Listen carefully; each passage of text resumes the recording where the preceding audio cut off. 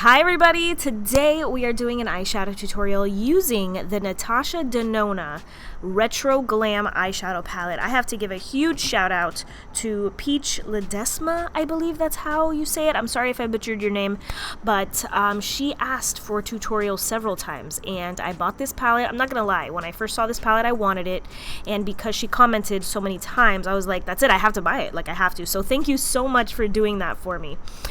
So we're gonna jump right into the tutorial. It's a little halo eye, starting off with the shade Lucy. This is like a grayish beige. It's a very strange transition. I don't feel like I have anything like it, honestly, but it works very well with the palette, so I'm happy with it. And then I'm going into Faye. I'm sorry if I'm making so much noise. This is like a darker version of Lucy, and I'm just starting up the halo look. I'm adding this color to the crease, to the outer V, and in the inner corner as well. I forgot to tell you guys, I am doing this voiceover outside, so it's probably a little noisy. I do apologize. Ricardo's inside cooking us a nice little dinner, so I figured I would take advantage and edit my eyeshadow tutorial.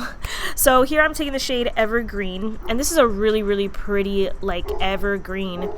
I don't know, now this dog is barking. I can't catch a break. Can't do it, but hopefully she'll calm down.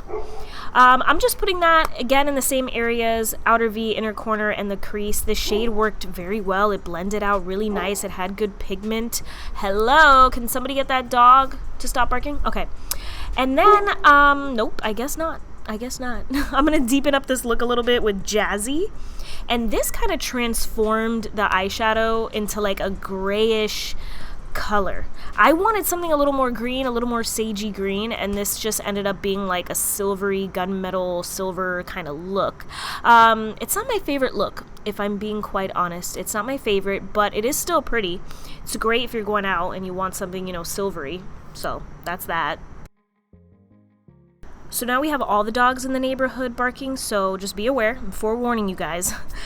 So here I'm just blending everything out, and then I'm taking concealer, putting it right in the middle of my eyelid because I want these shimmer shades to really, really pop. So yeah, this doesn't have to be precise or exact. Just put that in the middle of the lid. Now we have the motorcycle gang going.